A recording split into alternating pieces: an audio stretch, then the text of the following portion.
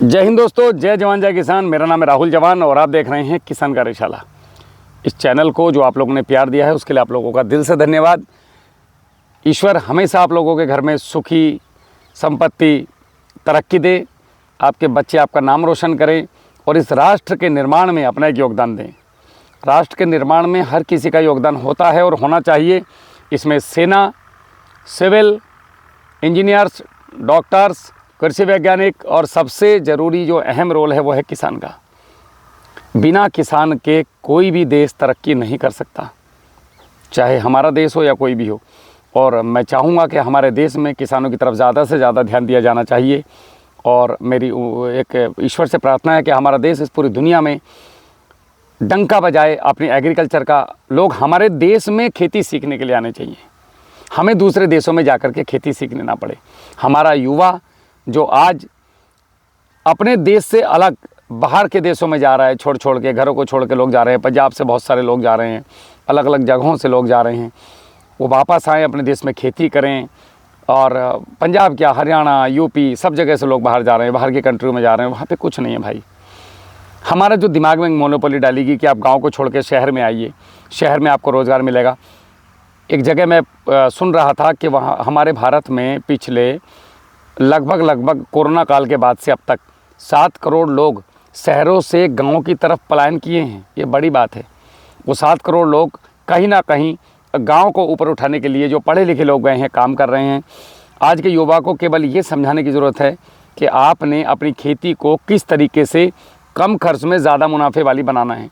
हमारे युवा को हमें व्यापार करना सिखाना पड़ेगा। हम अपने बालकों को क्या सिखाते हैं? बेटा नौकरी कर ले, ये कर ले, वो कर ले। नहीं, हम अपने बच्चों को ये सिखाना चाहिए हमें कि भैया मेरे पास ये 2 एकड़ ज़मीन है, मैं इसमें उगाऊंगा। तो इस चीज़ को बेटा प्रोसेस समझते हो? बेचना, बना करके कि बेटा तू इसको प्रोसेस करके सेल कर। फिर आप देखो कमाल। जैसे मैं एक मोटा सा एक उदाहरण दे दूं आपको। अगर आप सरसों बेचते हो तो 5500 से 6500 रुपये कुंटल बिकती है। मगर आप जब इसकी खली लेना जाते हो तो 3000 रुपये कुंटल खली और प्लस 200 रुपये किलो तेल, यानी कि 20,000 रुपये कुंटल। कहाँ पहुँच गया? ये 4 गुना ज़्यादा। तो प्रोसेस करना ज़रूरी है। मेरा प्रोसेस हुआ, मेरे टीचर ने किया, मेरे सेना में जो मेरे सीनियर अधिकारी और मेरे जो साथ के जवान थे उन्होंने किया। तो आज आपके सामने एक प्रोसेस रूप बैठा है। किसका? एक राहुल जवान का। वरना आप कभी मेरे खुद के सगे भाइयों से आके मिलिए, धरती आसमान का अंतर है। तीनों एक ही माँ से पैदा हुए हैं, लेकिन सोच में भी अंतर है और कर्म में भी अंतर है। फ़र्क किस बात का है? प्रोसेस का।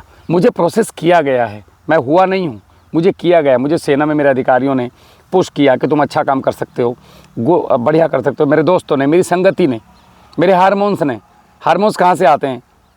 दोस्तों से, मित्रों से, संगत से। तो आज मैं आपके सामने आप लोगों की सेवा कर पा रहा हूँ, मदद कर पा रहा हूँ। प्रोसेस्ड रूप है ये मेरा। तो हमें युवाओं को ये सिखाने की ज़रूरत है कि बेटा गांव में आओ, अपना खुद का रोज़गार करो, साथ में 4 लोगों को रोज़गार दो, महिलाओं के लिए कुछ अच्छा करो, दहेज के प्रति काम करो कि दहेज ख़त्म हो इस देश में। और सबसे ज़्यादा जो है नशे के खिलाफ एक जागरूकता अभियान की बहुत ज़रूरत है। आज का जो युवा है वो नशे को सोचता है ट्रेडिशन। ये जो फिल्मों में आप लोग देख रहे हो ना, जो रील वीडियोस में देखते हो, उसमें थार पे 4-5 लौंडे बैठे हुए हैं, लड़कियां साथ में डांस कर रही हैं। ये कभी आपने रियल में देखा है ऐसे गाने गाते हुए किसी को? ये केवल मनोरंजन के लिए बनाया गया है। तो हम लोगों को समझना पड़ेगा। जब आप उन रियल हीरोज़ की रियल लाइफ में जाएंगे, रियल लाइफ से हटके, तो वो भी आपकी तरह एक सामान्य इंसान है। तो हमारे बच्चों के दिमाग पे जो एक नशा चढ़ चुका है, फेम का, दिखाने का, बड़ी गाड़ी, बड़ा स्टैंडर्ड। किस बात की गाड़ी? एक जगह से दूसरी जगह जाने का एक साधन है। इससे किसी की रेपुटेशन से क्या लेना देना? आपकी रेपुटेशन निर्भर करती है आपके व्यक्तित्व पे, आपके कर्म पे। आपका काम समाज हित में है तो निश्चित रूप से आपकी इज्जत होगी, उसको करवाने की ज़रूरत नहीं पड़ेगी। एक और, अभी मैं अभिषेक के साथ बैठा था गाड़ी में, तो अभिषेक ने मुझसे कहा कि भैया मैं एक बात पूछूं, सच बताना कि आपको कितने लोगों ने धोखा दिया अभी तक? तो मैं अभिषेक को बोला कि नहीं, मुझे किसी ने धोखा नहीं दिया। मुझे लोगों को समझने में दिक्कत हुई, दैट वाज माय मिस्टेक। वो मेरी गलती थी। लोगों की गलती थोड़ी है भाई। अगर मेरे को किसी ने चीट किया है तो ये मेरी गलती है, सामने वाले की नहीं, क्योंकि मैंने उस पर ट्रस्ट किया। अब मैं आपको एक चीज़ बताता हूँ, सामने शेर खड़ा हुआ है और आपने उसको कुत्ता समझ लिया, तो गलती आपकी कि शेर की? वो तो फाड़ देगा भाई आपको। अब आप कहो इसने, मैंने इस पर भरोसा किया था, इसको कुत्ता समझा था और इसने मुझे फाड़ दिया शेर ने।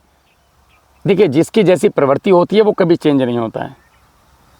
तो अगर किसी की प्रवृत्ति चीट करने की है और आप उसको नहीं समझ पाए, उसकी तो प्रवृत्ति चीट करने की थी, है और रहेगी, समझ कौन नहीं पाया?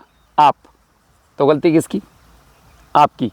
आपको पहले उसको समझना चाहिए था, उसके बाद उस पर भरोसा करना चाहिए था। तो हम क्या है, कहीं ना कहीं अपने ही कर्मों से परेशान रहते हैं।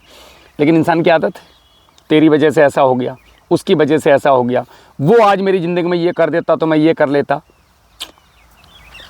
सब फालतू की बात है। मैं, देखो मेरी बात सुनो, मैं एक फ़ौजी आदमी हूँ। मैं बचपन से आज तक, मेरी दाढ़ी सफ़ेद हो गई। जब मैं फ़ौज में गया था तो आई भी नहीं थी, मैंने पहली बार दाढ़ी वही बनाई थी। रुआं था, रुआं मेरे 16 साल 286 दिन का था मैं जब भर्ती हुआ था। अभी 40 क्रॉस कर रहा हूँ। मेरे पास भी तो मेरे जीवन का कुछ अनुभव है। मैंने सारे रंग देखे हैं, चावल के मांड के रोटी खाने से लेके, मामा के घर पढ़ाई करने से लेके, और एक सेना में जाने से लेके, तो सेना में अपनी एक बढ़िया ड्यूटी करने से लेके, आज तक मैं जहाँ भी रहा ना, मेरे अधिकारियों ने, आप कभी बात करो, और रात भी मेरी मेरे कर्नल मौर्य साहब हैं, उनका फ़ोन आया तो हमारी रात के 2:30 बजे तक बात हुई। तो वो कह रहे थे कि बेटा I am proud of you, आप जो कर रहे हो ना वो बहुत ज़बरदस्त है। तेरी वीडियो देखता हूँ और सबको दिखाता हूँ कि देखो यार राहुल कितना अच्छा कर रहा है। मौर्य साहब बहुत बेहतरीन अधिकारी थे, ऐसे अधिकारी भगवान सबको दे। वो बाप की तरह थे यार, कभी ना उन्होंने ऐसा फील नहीं होने दिया हमें कि वो हमारे फादर नहीं है। पिताजी की, सच में वो पिताजी जैसे थे, बड़े, मतलब मैं क्या तारीफ़ करूं, जितनी करूं कम होगा। अगर मौर्य साहब वीडियो देख रहे हैं तो सर आपको चरण स्पर्श, भगवान आप जैसे अधिकारी सबको दे। बेहतरीन इंसान, आजमगढ़ के रहने वाले हैं, लाजवाब, सुपर। आज भी पोस्टेड हैं, वो तो मैं डिस्क्लोज नहीं कर सकता, सेना में हैं, और भगवान उनको लंबी उम्र दे, अच्छा स्वास्थ्य दे। तो मैंने ये जो मैं कर रहा हूँ ना आज, ये मैं सेना से ही शुरू कर दिया था, आप लोगों को पता ही था भाई। मुझे किसने कहा था करने के लिए? आपके अंदर एक आग होनी चाहिए, एक प्रोसेस होना चाहिए कि मुझे कुछ करना है। अभी जैसे मैं देख रहा हूँ भारत में बहुत सारे लोग वर्मी कंपोस्ट पे काम कर रहे हैं, युवा। अरे अच्छी चीज़ है, करना चाहिए। हम दूसरे देशों से डीएपी मंगा के डाल रहे हैं। हमारे देश के गोबर में उतनी ताकत है कि भैया वो डीएपी से अच्छा काम करता है, तो क्यों ना हम अपने गोबर को प्रोसेस्ड करके वर्मी कंपोस्ट बना के खेत में डालें। और अगर नहीं ला सकते तो इन युवाओं से खरीदो यार, इनका परिवार चलेगा, देश का पैसा देश में रहेगा।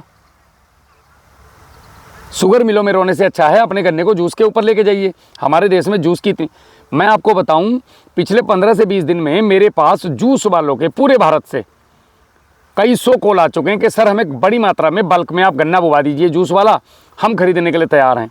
क्या बात है यार, देखो मार्केट अपने आप चल के आ रहा है। बस हमें एक काम करना है, जो हमारे युवा हैं, जो बच्चे हैं, जो नए नीचे से निकल के आ रहे हैं, उनकी हिम्मत बंधानी है। उनको कभी अपने बच्चों को आप ये मत कहो कि तू ये नहीं कर सकता। बोलो बेटा बिल्कुल कर सकता है, क्यों नहीं कर सकता, तू सब कुछ कर सकता है। और ये बात सच है। एक मेरे जैसा सामान्य घर में पैदा हुआ बच्चा किसान के घर में आज इतने हजारों लाखों किसानों को गाइडलाइन दे सकता है, तो आप क्यों नहीं कर सकते? आपका बच्चा क्यों नहीं कर सकता? अच्छा देखो, एक मोनोपोली देखो हमारे देश की। हमारे दिमाग में क्या डाला अंग्रेजों ने, और हमारे ही काले अंग्रेजों ने। आप गन्ना बेचो तो बहुत शान की बात है, आप धान मंडी में बेचने जाओ बहुत शान की बात है। चौधरी साहब नमस्कार आइए, ठाकुर साहब नमस्कार आइए, यादव जी नमस्कार आइए, अरे भाई यादव जी को चाय पिलाओ, ये ट्राली खाली करवा लो। अगर आप इसी गन्ने को आपका लड़का हाईवे पे एक बढ़िया सा स्टॉल लगा करके उस स्टॉल के ऊपर गन्ने को केवल 2 लोहे के पार्ट के अंदर पीस दे, भाई टेक्निकल काम है ना, कुछ ऐसा तो उसने किया नहीं कि किसी की कुछ बेइज्जती कर दी हो, किसी की महिला के साथ कोई गलत किया हो, किसी के चोरी डकैती की हो। केवल उस बेचारे ने एक गलती की, गन्ने को उठाया, बाप उसको साबुत गन्ना बेच के आ रहा है, उसने उस गन्ने को 2 पार्ट के बीच में से निकाल के उसका लिक्विड निकाल लिया।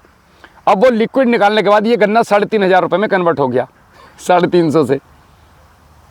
अब पिताजी घर जाके क्या बोलते हैं कि मेरे से बात मत करना, तूने मेरी नाक कटवा दी। अब मुझे ये समझ में नहीं आ रहा कि पिताजी से ये पूछो कि इसकी नाक कटी कहाँ पे। आपको गर्व होना चाहिए कि आपके बच्चे ने 350 रुपये के गन्ने को 3500 रुपये में प्रोसेस करके निकाला, लोगों की प्यास बुझाई और 10 रुपये गिलास में लोगों को बेच करके शाम को अपने घर 3500 रुपये लेके आया। वो ज़्यादा अच्छा है या आपका बच्चा कहीं दूर जा कर के धक्के खा रहा है, वहाँ कंपनियों में प्रोडक्ट बेच रहा है? आपको क्या लगता है? आपका लड़का दिल्ली में इंजीनियर है, आपका लड़का कहीं कुछ है, कंपनियों में है, मेरा लड़का फलानी कंपनी में सामान बेच रहा है, वो क्लाइंट को कंपनी के प्रोडक्ट बेच रहा है, सॉफ्टवेयर बेच रहा है। पूछ लेना कभी, बेच रहा है वो डेली। कोई कंपनी ऐसी नहीं है जो आपके लड़के से बिकवाती नहीं है। तो मैं मेरे बाप का गन्ना क्यों नहीं बेच सकता? मैं मेरे बाप का केला क्यों नहीं बेच सकता? मैं मेरे बाप की सरसों क्यों नहीं बेच सकता प्रोसेस करके? क्योंकि मैं छोटा हो जाऊंगा। यही मोनोपोली हमारे देश में किसानों के बच्चों को सिखाई जाती है। इसीलिए बाप यहाँ परेशान है और बेटा वहाँ परेशान है, और दोनों ही परेशानी में दुनिया से निकल जाते हैं। कृषि कार्ड जैसा था वैसे ही रहता है। बच्चों को जगाओ भाई, टाइम चल रहा है। इस देश में इतना कुछ ऊपर वाले ने दिया है, इससे बढ़िया देश इस दुनिया में है नहीं। हमारे देश से बढ़िया, सारे जहाँ से अच्छा हिंदुस्तान हमारा। कम से कम इन लाइनों को तो सुनो, किसी ने लिखी होंगी, कुछ सोच समझ के तो लिखी होंगी। बस एक चीज़ पता है, हमारे यहाँ कुछ नहीं है। अरे क्यों कुछ नहीं है? तुम्हारी सोच में कुछ नहीं है। गुलाब को कांटों में मत देखो, कांटों को गुलाब में, गुलाब को कांटे में, दोनों तरफ से देखना सीख लो। परिस्थिति के अनुसार ढालो अपने आप को। और बिजनेस के लिए पैसे की ज़रूरत नहीं होती भाई, मादा चाहिए, कलेजा चाहिए, कंटिन्यूटी चाहिए। तो मेरा आपसे यही कहना है कि बच्चों को, युवाओं को नशे की तरफ से हटाओ। अपने बच्चों को अच्छे संस्कार दो कि महिलाओं से कैसे बात करनी चाहिए, दूसरे की बिटिया को कैसे बात करनी चाहिए, उनकी निगाह कैसी होनी चाहिए, लोगों महिलाओं के बारे में एक व्यक्तित्व पढ़ना चाहिए कि बच्चा अच्छे खानदान का है। आप अपने बच्चे को क्या देते हो? बिल्डिंग, मकान। मैं बहुत लोगों से बात करता हूँ, बोला यार हमने तो बहुत कुछ जोड़ दिया अपने बालकों के लिए, संस्कार दिए क्या? नहीं दिए। तो कुछ नहीं दिया तुमने, उसको ख़त्म कर दिया। एक अनाड़ी ड्राइवर को 50 लाख की गाड़ी दे दो, वो उसको ठोक देगा, ख़त्म कर देगा। एक बेवकूफ़ भी आदमी हो और उसको, आपको अच्छा ड्राइवर अगर वो है और आपने उसको बेकार गाड़ी भी दे दी, तो उस गाड़ी को गटर गटर करके मतलब डेस्टिनेशन ले जाएगा। अपने बच्चों को संस्कार दो भैया, उनको समझाओ। हाँ, ये अलग बात है, देखो ऐसा नहीं है कोई माँ बाप समझाता नहीं है, लेकिन आप क्वार्टर पी के अपने घर में ही आओगे शाम को और वहीं बच्चे से बोलोगे जा अपना काम देख, आ रहा हूँ, जा तेरी मम्मी को बता दे। बदतमीजी से बात करोगे, घर में जाकर महिला के साथ एक बदतमीजी करोगे अपनी पत्नी के साथ, तो बच्चे पे फ़र्क पड़ता है यार। आप बच्चे को नहीं रोक पाओगे। फिर मेरी बातें कड़वी ज़रूर हैं, मन करे तो कमेंट में गाली दे देना, लेकिन सच है। इन चीज़ों पे काम करो, राष्ट्र के लिए काम करो।